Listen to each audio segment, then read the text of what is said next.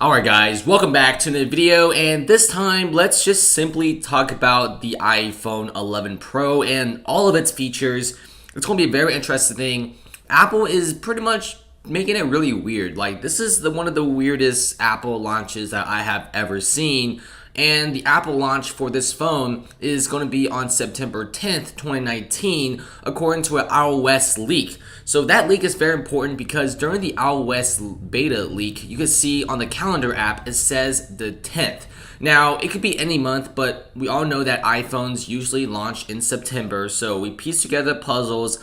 It's September 10th. This year, 2019, so that's actually pretty cool. And all the features of the iPhone 11 are pretty whack, but some of them are really useful. So let's talk about number one, which is the overall design. So straightforward, all of those different leaks that you've been seeing are probably not even real iPhone 11 leaks. Now, what I'm talking about is the back cameras. The back cameras are extremely important because that's the only major design change of the iPhone 11. The front panel is going to look exactly the same. There's nothing to really talk about the front panel, so that does kind of suck because I was expecting it to be having no notch or having all the sensors under the overall display. If you really look at it, it's almost impossible for Apple to be putting the Face ID sensor, the infrared sensor, the speaker, front-facing camera, and all that other stuff inside their overall device. It's like virtually impossible, and I'm not really sure if they could actually do something like that. And the only way for them to have all these different features and that Face ID feature, which is the best in the world, since you could actually use bank transactions using your face, they have to have a notch, unfortunately, and that's the only thing. And let's talk about the overall back design because that's like one of the most important aspects of the overall phone. You're getting a triple lens camera, but those leaked triple lens cameras that you've been seeing recently, those aren't even real. The actual design is most likely going to be looking like what Totally, which is one of the biggest case makers in California, they actually get schematics 7 years straight from Apple. This is a very common thing with major case makers out there. I've actually had a little partnership with Totally before. They make some of the coolest cases. They make really thin cases, which still gives you a very aesthetically pleasing looking phone, but you don't really crack your whole phone in half when you drop it from a 3-story building. But nevertheless, you're getting some really cool stuff with the overall device. You're getting a brand new triple lens camera. Now, the camera lenses will be spaced further apart compared to the other leaks and rumors out there. You definitely will be getting a very dark lens and a very white background or vice versa. And pretty much, it's a very compact camera module. It's honestly not too big. If you look at it long enough, you probably don't even think it's too ugly. Overall, I really do feel like this is a very weird design. We've never really seen a square camera module in the top left-hand corner of any phone before. But let's talk about the features of the overall cameras because this is what we're here for, talking about features. You're getting the triple lens camera, you're getting the telephoto lens, and you're also getting an ultra wide angle lens. That's very important, and that's something that everyone really wants to see. You're also getting a TOF sensor on the very back, which is a time of flight sensor, and also a 3D depth sensing camera. With the iOS 13 software, you will be getting some of the best AR features out there. If you look at the Samsung Galaxy Note 10 Plus, there's some really cool 3D stuff. You can see the 3D sensing feature being used by this one person cropping out this one object on stage. He cropped it out, you could rotate it, and imagine all the animations, all the professional stuff you could do with a feature that like this. Apple loves AR and 3D depth sensing so much that they invited Minecraft to their overall keynote. When they're on Apple's keynote, they showed off a variety of different structures in the overall game and how this AR feature is getting bigger and bigger. Apple is pretty much trying to lead the way for major AR improvements because, frankly, it's actually pretty cool. Next is Apple eliminated 3D touch on the iPhone, so that kind of sucks. Without 3D touch, you may be wondering, how am I supposed to be getting that nice vibrating feel when I press it harder?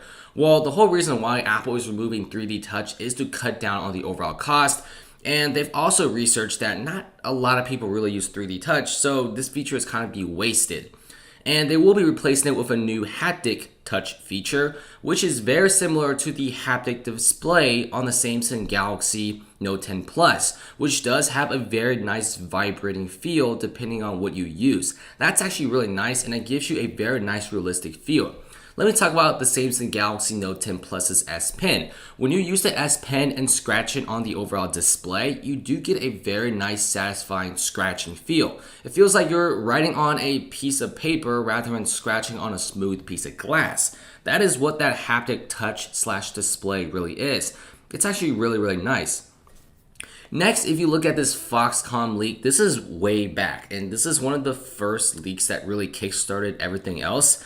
You can see the Foxconn employee pretty much just yeeted this overall back frame out of the factory. You do get the triple lens setup. You can see the cameras do vary in sizes, and you also get the placement of different chips in the sensors and the flash, and in the middle you get this giant hole, which is the wireless charging coil. Everyone is saying the iPhone 11 Pro is getting bilateral wireless charging. What does this mean? It's very similar to what Samsung has been doing for quite some time. It's pretty much a iPhone 11 Pro. You turn on the bilateral wireless charging, you put your AirPods or any sort of a wireless charging device on top, it will automatically send its battery charge to that other device. It's kind of like the Samsung PowerShare. It's really nice, and it's actually one of the best features out there. Next is the overall A13 chip. If you scroll around in the Geekbench benchmarks, you can see there's like a lot of iPhones just balling. They're like number one all the time. Apple always keeps it one generation ahead of its competitors. I mean, yeah, you got like the Snapdragon chips, which are really dope. You got the Exynos chips by Samsung, which are really cool as well. But the A13 is going to once again smoke every single Android chip out there. One of the biggest things about A13 chip this year is it's going to be supporting a lot of AR features and also 3D depth sensing. There's also going to be a very nice power efficient chip in there as well that will help you save battery and better AI services. Speaking of battery, it will be having a 12% to 20% increase in the battery size. Combine that with the iOS's system-wide dark mode, which turns off all the dark pixels, and the A13's power-efficient chip, you're probably getting an all-day battery from like 8 a.m. to 11 p.m. That is what I want. This is really nice because my phone has been dying on me like after 5 p.m. and it kind of sucks. It's pretty bad. And the dimensions of the overall phone is also very interesting. It's going to be staying about the same, not really much to talk about. 5.8 inches to 6.1 inches to 6.5 inches of the overall display. So that's about it. And display. This is another really important feature, and this is pretty much going to be the last thing we talk about because I really do feel like Apple smartphones, they usually don't put too many features. They only put in like the most important features like display, design, and quality materials.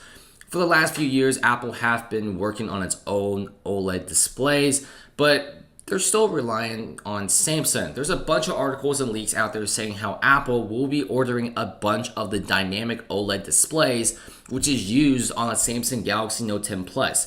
If you haven't tried on the Samsung Galaxy Note 10 Plus, it's actually one of the best display phones that you could ever get. It looks absolutely gorgeous, very bright. The colors, the reds, the blues, the greens are all very vivid.